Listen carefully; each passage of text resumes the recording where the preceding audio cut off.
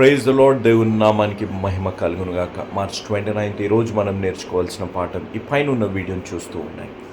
మన జీవితంలో పెద్ద ప్లస్ పాయింట్ ఏంటిదో తెలుసా? మనలో ఉన్న మైనస్ పాయింట్ని మనం తెలుసుకోవడం.